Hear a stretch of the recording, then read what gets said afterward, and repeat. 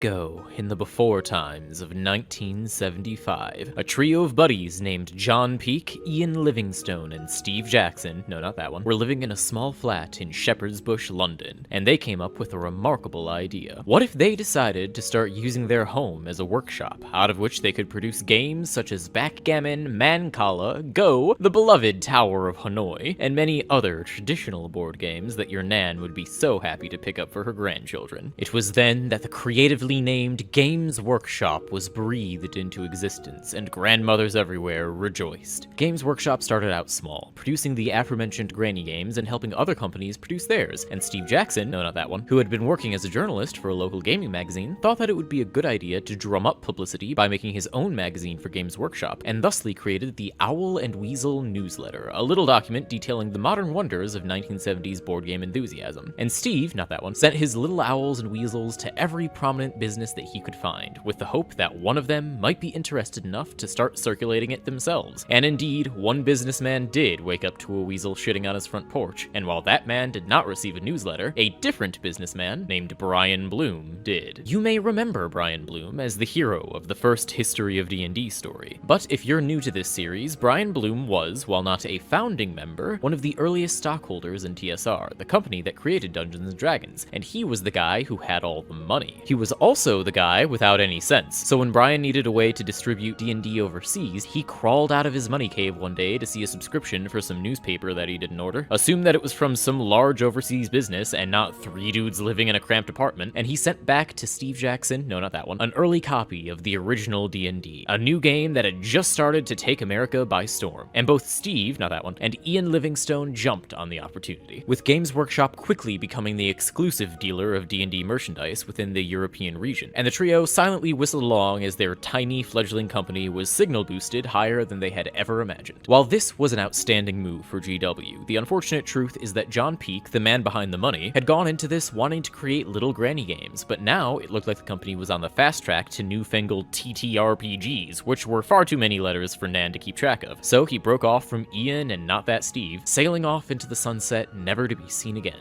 Despite the fact that he was the owner and proprietor of The Money TM, Games Workshop didn't actually suffer financially, because once they started selling dungeon supplies, this little homegrown business venture was making big people bucks.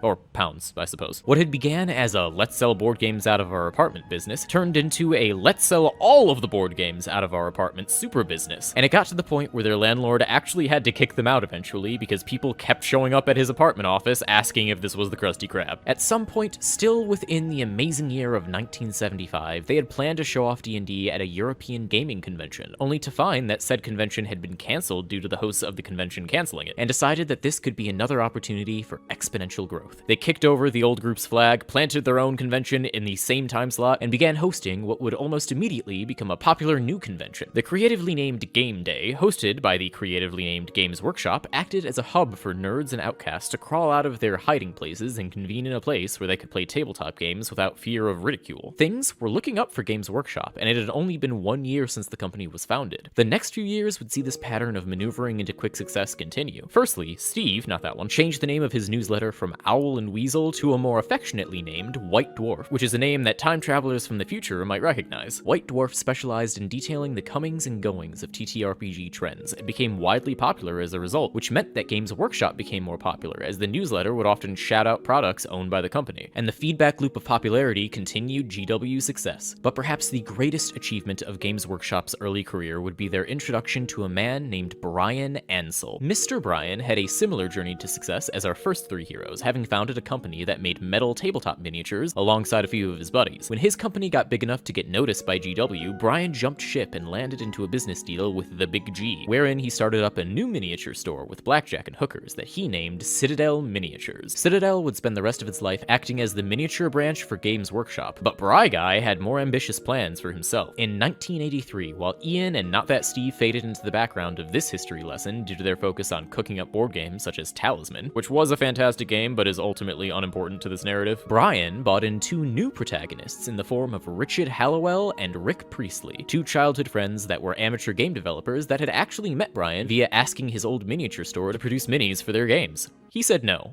But he liked their chutzpah, so when Richie started working for Games Workshop, Brian swooped in and said, "Hey, wouldn't be nice if you made a game for us so that we could sell more miniatures?" To which Rich said, "What are you doing in my home?" And also that would be a great idea. Thus, the boys got to work. Pulling inspiration from a previous game called Reaper, they crafted a game that was 1 part classic wargame, 1 part newfangled RPG, and 1 part miniature statue collector. And in 1983, they released the creatively named Warhammer, the mass combat fantasy role-playing game, soon shortened to just Warhammer. The game consisted of 3 parts: the basic rules of the game, an additional rulebook dedicated specifically to the magic system, and a third rulebook that went over the role-playing aspect of the game, such as tracking experience points and maintaining weapons over time. While the role-playing aspects were milquetoast at best and only really existed to capitalize on the success of Dungeons & Dragons, the actual core of the game as a mass combat simulator was received very well, and Brian realized that this game had staying power if they ironed out all of the rough spots. So, not even 2 years later, Games Workshop released Warhammer 2, with updated rules and 3 new books that massively expanded the gameplay. It also dropped the role-playing angle in favor of a bestiary book that acted as a codex for all of the armies, with the role-playing aspect getting delegated to its own separate game in the form of Warhammer Fantasy Roleplay, still made by Rich and Rick, by the way. Now, you loyal fans might be wondering, Davy, didn't you say in your D&D video that releasing new editions of a game too soon is a bad thing? Did you lie to me, Davy? Is my whole life a lie? Well, no. Actually, in the world of wargaming, releasing new editions is imperative to the longevity of your game. See, role-playing games have potentially endless amounts of things that you can do in them, as much as the mind can conjure. But wargaming sessions boil down to hit each other, and when you've done that, hit each other again. It's a wonderful time for a while, but it'll leave the game stale after you've played it for too long. Unless you continually update the rules so that armies change, new armies appear, and new rules are made to complicate the game and confuse old people. Keep doing that, and you can potentially have a game that lasts forever. And so, Games Workshop kept making the game. After the first edition in 1983, second edition came in 1984, and third edition came in 1987, which didn't come out with an updated army list at first, so it asks you kindly to buy a second edition supplement until they work their shit out, thus beginning the trend of releasing rulebooks before the armies that use those rulebooks even exist. And it also introduced special hero units who could do cooler things and were generally more expensive, both in game points and in real-life points. It was around this time that Rick Priestley came forth to Brian with an idea that he had been cooking up in his spare time, involving spacemen and the 40,000 things you could do with them. Ricky wanted to make a game that eschewed the traditional fantasy genre and took to the stars with epic space battles and over-the-top 80s action, and Brian saw this as the perfect opportunity to expand Citadel's miniature line into the one place uncorrupted by capitalism.